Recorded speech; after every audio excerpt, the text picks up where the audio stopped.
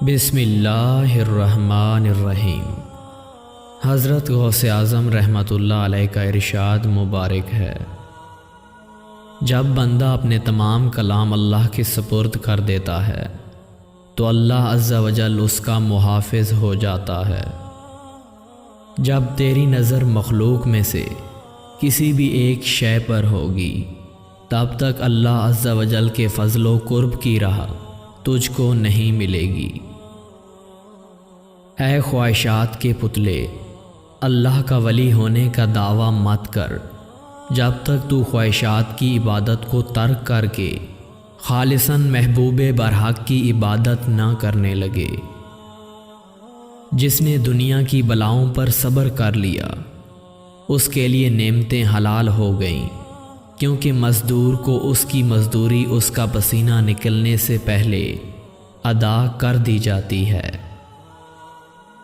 اے غافل نادان، ہوشیار ہو جا، تو دنیا کے واسطے پیدا نہیں کیا گیا بلکہ تو آخرت کے لیے پیدا کیا گیا ہے۔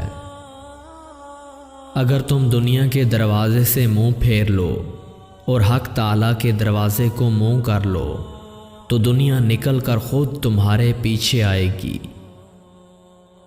روزہ رکھ اور جب تو افطار کرے تو اپنی افطاری میں سے کچھ فقراء کو بھی دے، ان کے ساتھ اچھا سلوک کر اور تنہا مت کھا، کیونکہ جو تنہا کھائے اور دوسروں کو نہ کھلائے اس پر محتاج و تندرستگی کا خوف ہے۔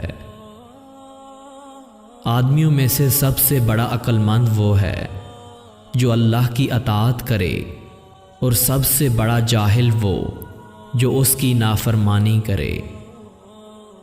جب تجھے کوئی بیماری لاحق ہو تو اس بیماری کا صبر کے ہاتھوں سے استقبال کر، اور جب مولا تعالیٰ کی طرف سے اس کی دوا آئے ٹھہرا رہے، بس جب دوا آ جائے تو اس کا شکر کے ہاتھوں سے استقبال کر۔ اپنے بچوں کو اور گھر والوں کو اللہ تعالیٰ کی عبادت اور اس کے ساتھ حسن عبادت اور اس سے راضی رہنا سیکھو۔